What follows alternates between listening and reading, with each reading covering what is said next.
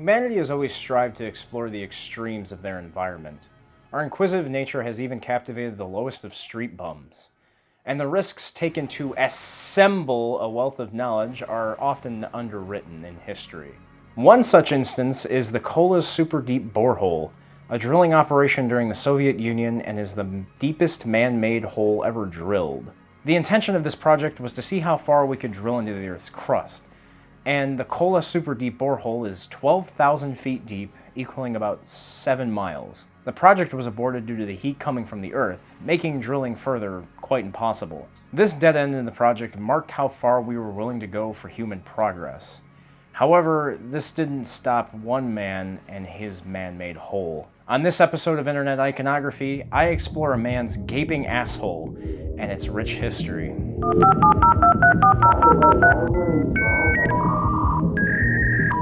The net is fast and influential.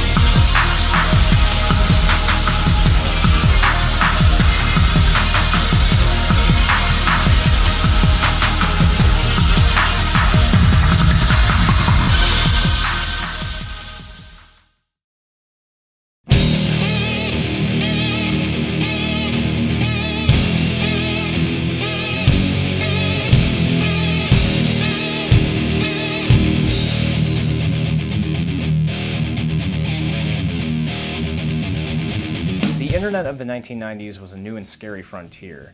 For 99% of people, it was an alien place speculated to be fraught with dangerous material. In response to the public's lack of control over the internet, US Congress passed the Communications Decency Act, which aimed to discourage disturbing and unpleasant content on the web by criminalizing it. For the 1% of people that understood how inscrutable and decentralized the internet was at that time, this legislation was a challenge to the denizens of early internet. Resistance often breeds counter-resistance. This legislation inspired the creation of Rotten.com, arguably the first shock website.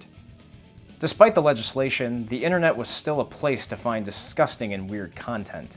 A member of the Hicks Crew hacking group ended up finding the infamous image on a porn thread on Usenet. The original image circulated around in a set appropriately called gap.zip. The proliferation of the images back in the early day was tricky. There was no easy way to embed images or links. Sometimes you had to host the images yourself. The Hick Crew would often hyperlink Goatse before uploading it onto its home link to mess with people in Christian chat rooms. Before there were hyperlink shorteners and other ways to mask links, it was obvious what a link could lead to if you just simply read it. Cautious internet users would usually ignore foreign links, and in this case, justifiably so. Hick.org came up with an alternative. Let's just make an innocuous site with the file hello.jpg. Most internet browsers could not load the page fast enough, so hello.jpg seemed more welcoming than a gaping hole of a man's anus that awaited them. In October of 1999, if you opened a link called goatse.cx, you were met with a white background and hello.jpg, the eponymous image of a man stretching his anus to unparalleled width. The image is so infamous that simple shapes can evoke the feeling of Goatse. Coming across Goatse in the wild is usually a one-and-done spectacle, but do we really know about the man behind the gaping behind?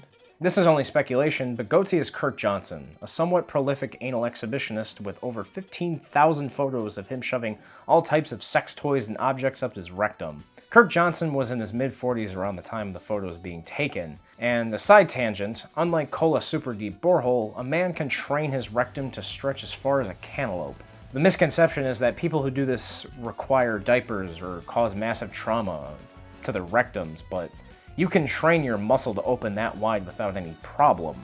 In a weird way, it's kind of like lifting weights. You just eventually build resistance. I absolutely admire the commitment of Goatse for getting to that point. Being able to gape your hole as wide as he did takes a ton of discipline and pain.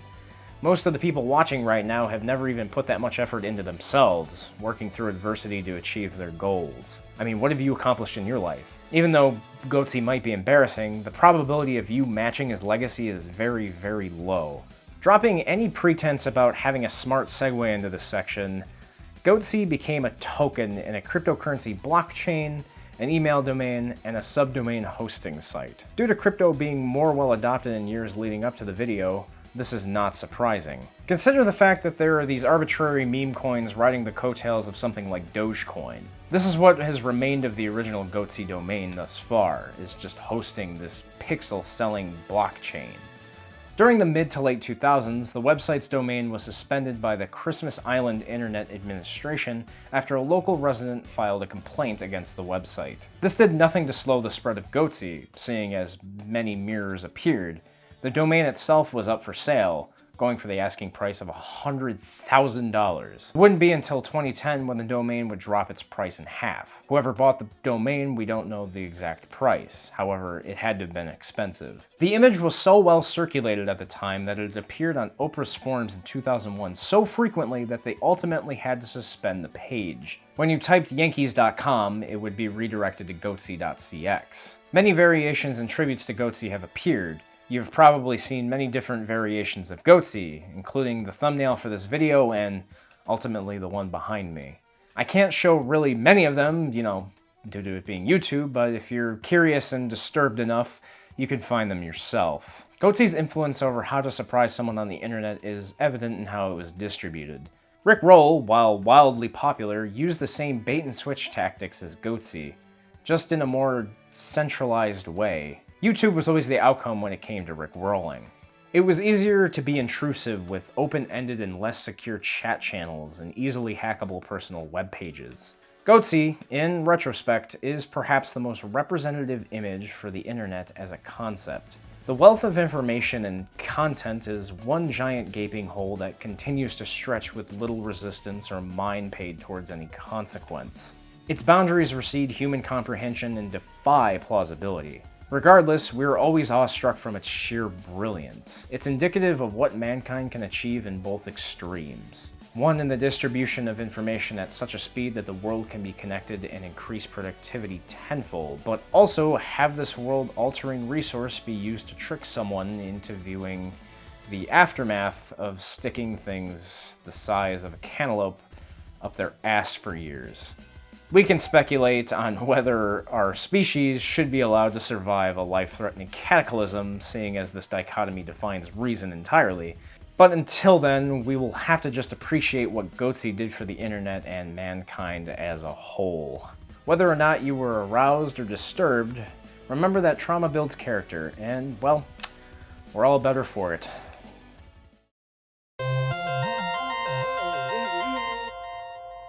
That was the video. It's been a while, and, well, it's April Fool's Day, hopefully. I get this video out before then. I've been pretty busy.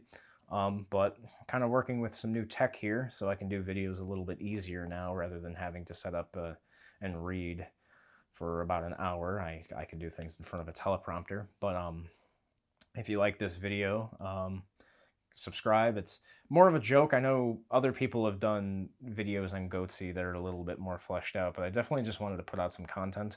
I thought it would be funny to put on a video about this topic. It's certainly not going to get me... it's certainly not going to get any traction due to YouTube wanting to probably limit it. But, it's worth making it. I thought the concept was funny, and, well, that is particularly funny. But nonetheless, thanks for watching.